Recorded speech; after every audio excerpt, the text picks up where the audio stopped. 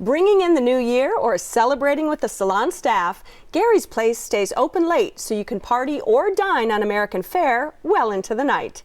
His spot's on Gulf between Oak and Page in San Francisco, and it's called Sauce. My name is Trip Hosley, and I own Sauce Restaurant in San Francisco, along with my two brothers, Matthew and Nathan, and our chef, Ben Paula, and we serve American comfort food. We decided it was time to go to work for ourselves and scraped up some money and bought the restaurant 7 years ago. And just a year and a half ago, we took over the rest of the building, and we now have an 8-room inn upstairs that we call Sleepover Sauce. So if you have too much to eat, need a place to stay, we can cover you on that as well. We concentrate on what we call social plates, or tapas for fat guys.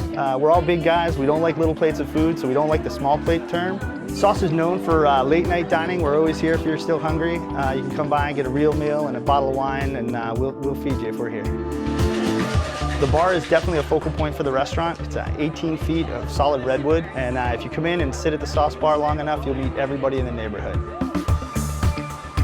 My name is Ben Paula. I'm chef and co-owner of Sauce Restaurant. So my typical Wednesday is going over to the Civic Center Farmers Market, talking to all the local guys and seeing what's great, pick up bushels of this, cases of that, and planning my specials for the weekend. So here at Sauce, we eat the way I like to eat, socially. You put all the plates in the middle and everyone grabs. Make sure everyone has a great time, because then you have 3 of the ones you like and you pass the other ones off to your friends. So at Sauce, we take the food very seriously and not ourselves, and that's usually works out pretty well.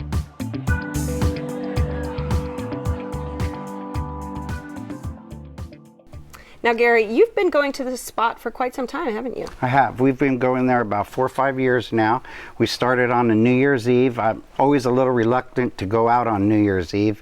I've had some bad experiences, but I happened to be looking through a restaurant guide and found this restaurant to be open till midnight, and decided to give it a try about 5 years ago, and we've been going back ever since. We typically go there and have small plates that they call social plates, and share 4 or 5 small plates and get a sort of variety of everything that they have to offer. It's for the most part American food done in a slightly different way, upscale, if you will. Yeah, and what did you guys have? Did you have the social plates? What was your... Yeah, we had a large sampling of that. So we had the sliders of the day, which was an Italian sausage with mozzarella and blue cheese, which was nice. A little raw on the inside for some of the customers, some of the diners we were with. Kind of I like them bleeding. That. Yeah. I like them bloody. This was like still emanating noise. It was very raw. So, but it was a small sandwich, so I, naturally tried it, and it was quite good. We tried the macaroni and cheese, which I thought was really good. The poutine, which I quite liked. And I found that all the dishes sounded like they would be very, very heavy. And really, but they were actually surprisingly not too salty, pretty well balanced. Did you get the chance to try the portobello mushrooms? I didn't, no. Those are fantastic. Portobello mushroom French fries, which I find very interesting. I've never seen them anywhere else, and I have those every time I go there. Every time you go. And what did you have? Because did you bring a big group as well to this one? We did. We're a very foodie family, so we had a group of 5. I had the kids and my father-in-law and my husband with me. The portobello fries were delicious. They were amazing, and the aioli they had with them just made them. I have to say the social plates were the best part of this restaurant.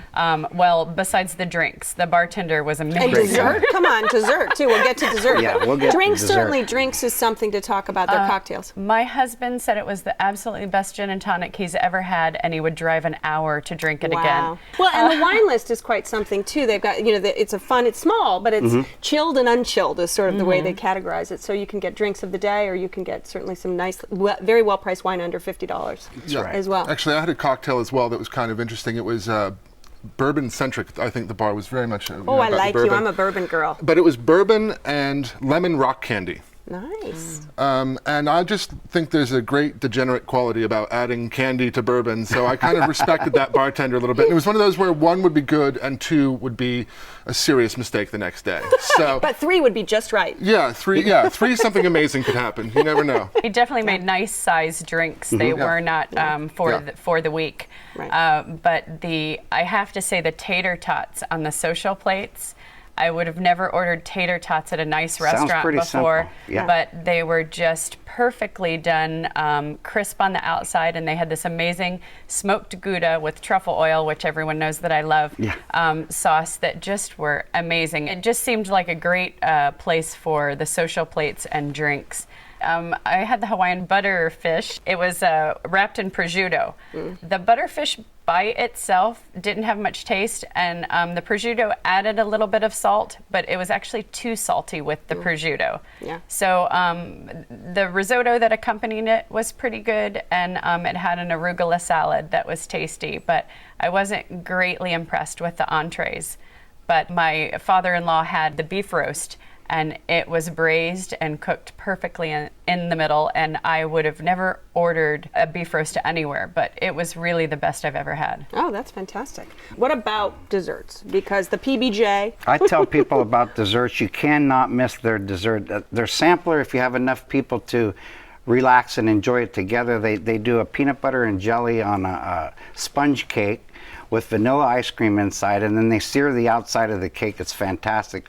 They make homemade donuts with vanilla bourbon dipping sauce. And Bourbon again? we had a peach cobbler there last time, was fantastic. Did you guys have desserts? We did, yeah. We had the PB&J, which we thought was great, and there was a special cobbler on the menu, which was Bing Cherry and I think berry.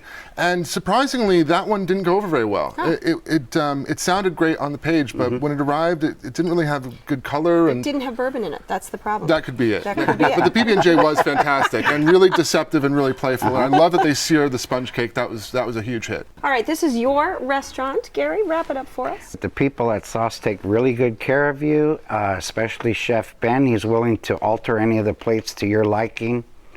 Great place to go for a late night after a play or after some live music. All right, Brian.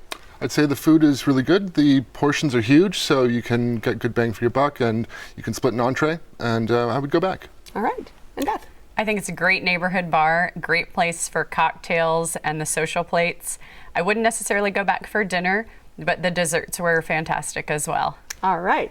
If you would like to try Sauce, it's on Goff between Oak and Page in San Francisco. The telephone number is 415-252-1369. It's open for dinner from 5 p.m. until 2 a.m. every night. Reservations are recommended, and the average dinner tab per person without drinks is around $30.